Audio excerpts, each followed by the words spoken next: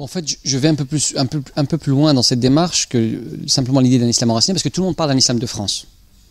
Les grands intellectuels musulmans, les grandes associations musulmanes, les politiques, tout le monde dit on veut un islam de France. La question est de savoir qu'est-ce qu'on met derrière. Parce qu'effectivement, vous aurez aussi des musulmans qui vont vous dire ça n'existe pas, il n'y a pas d'islam de France, pas d'islam d'Algérie, pas d'islam d'Arabie, il y a un islam, c'est l'islam du prophète, l'islam authentique. Ce qui est aussi vrai, parce que l'islam en tant qu'expression théologique originelle, avec des fondamentaux en termes de dogmes, en termes de pratiques religieuses, etc., l'essentiel, entre guillemets, a déjà été dit à l'origine.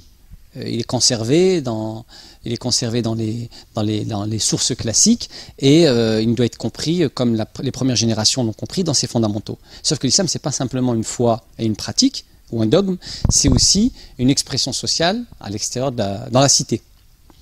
Et donc tout le monde dit effectivement on veut un islam de France, un islam français, un islam, certains parlent d'adaptation de l'islam ou de la théologie musulmane au contexte français, etc. Moi je pense que c'est déjà un débat de retard. Pourquoi? Parce que la question de fond en vérité, elle est, et ça j'en suis maintenant persuadé, c'est qu'historiquement l'islam n'a survécu d'une part et n'a produit de la civilisation et du génie créatif, en termes d'œuvres, en termes d'analyse théologique, en termes de civilisation urbaine, etc., que lorsqu'il était enraciné dans une culture, dans un terroir, dans une société, avec des racines profondes. Autrement dit, dans des cultures déracinées, puisque nous, les héritiers de l'immigration, finalement, nous sommes des héritiers de cette immigration, et on est porteur d'un héritage familial, culturel, folklorique, etc. Et ces résidus de culture fait que dans nos familles, cette mémoire familiale plus ces différents éléments de culture constituent une partie de notre identité. Mais ce ne sont pas des cultures complètes. C'est des restes, ce qui fait que le jeune d'origine algérienne, le jeune d'origine marocaine, le jeune d'origine africaine avec la diversité des pays d'Afrique, le jeune turc, etc., sont tous porteurs à la fois d'une mémoire familiale, mais aussi d'un certain nombre d'éléments de culture et de tradition qui constituent une partie de son identité. Mais il est aussi socialisé dans la société française, il a en général été à l'école, il a, pour certains, une culture dite urbaine, des références musicales, etc. etc. Et c'est ce patchwork de sources qui constitue finalement l'identité de la personne. Si j'en reviens à mon postulat de départ, que l'islam ne survit que dans une culture enracinée et forte, ce qui fait que l'islam, malgré les vicissitudes de l'histoire, a survécu dans les Balkans et a produit un islam des Balkans, propre aux Balkans, en référence avec l'anthropologie des gens des Balkans, leurs traditions, etc.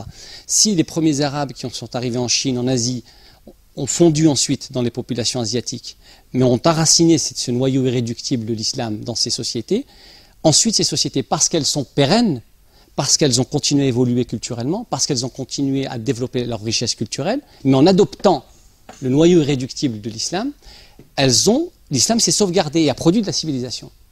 Or, quand on dit islam de France, on ne dit rien en même temps, parce que pour l'instant, il est rattaché à des populations qui sont porteurs d'une multitude de cultures, qui par définition, même pour ceux qui se disent je suis arabe, il faut préserver nos cultures, parce que bon, les articles ont eu j'ai eu beaucoup de droits, beaucoup de réponses, de critiques, je ne vais pas abandonner le couscous pour le cassoulet, etc.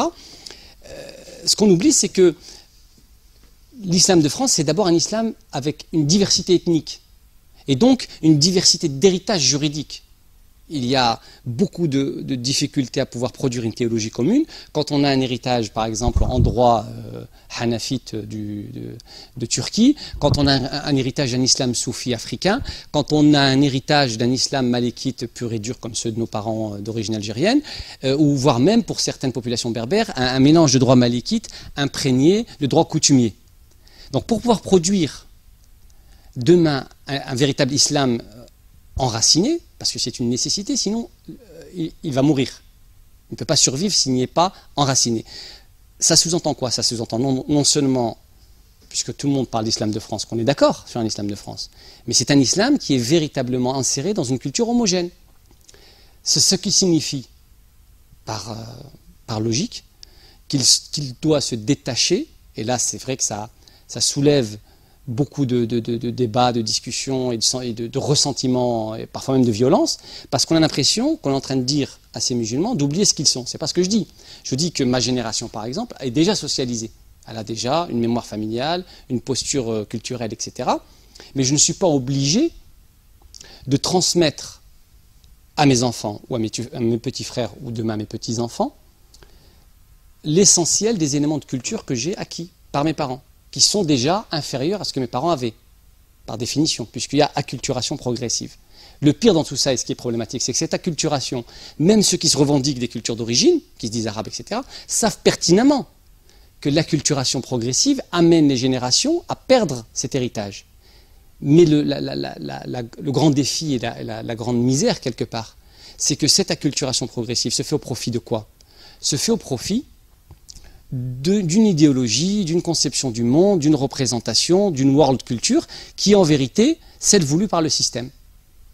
Donc, il s'agit finalement de perdre, de subir, parce qu'on ne peut pas faire autrement, progressivement la perte des héritages d'origine, mais pour les remplacer par quelque part des ersatz de culture, des éléments d'identité qui sont très faibles et dans lesquels l'islam aussi ne pourra pas survivre. Parce qu'un islam, si je prends par exemple des références urbaines, une certaine vision, parce qu'on a vécu effectivement dans un espace urbain particulier qui est la banlieue, qui a produit avec des conditions économiques particulières, sociales, la relégation, etc., une certaine forme de revendication, une certaine forme d'art, de musique, etc., qui constitue une partie de l'identité.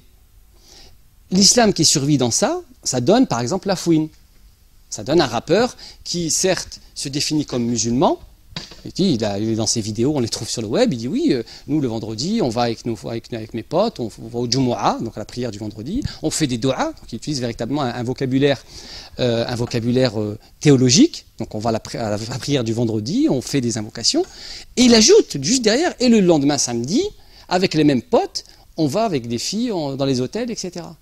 Donc c'est ça, quand je parle d'un islam qui ne peut que perdre en substance et en valeur dans un contexte culturel qui s'appauvrit, parce qu'il n'est pas fort, c'est un exemple pratique. C'est-à-dire qu'on arrive ensuite à combiner une espèce de semi-islam avec une approche semi-gangster, etc. Alors que, si on part du principe que, et là, encore une fois, c'est ce que je disais tout à l'heure, je n'ai pas adopté les catégories de ceux qui m'expliquent depuis 30 ans ce que je devrais penser de la colonisation, ce que je devrais comprendre de ce qu'est l'histoire de l'immigration. Toutes ces catégories empruntées imprègnent complètement ma génération et les plus jeunes. Je pense que la majorité des musulmans, quand je parle avec eux, et j'en connais un certain nombre, que ce soit des pratiquants ou des moins pratiquants, dans les milieux associatifs, militants comme dans ceux qui sont moins,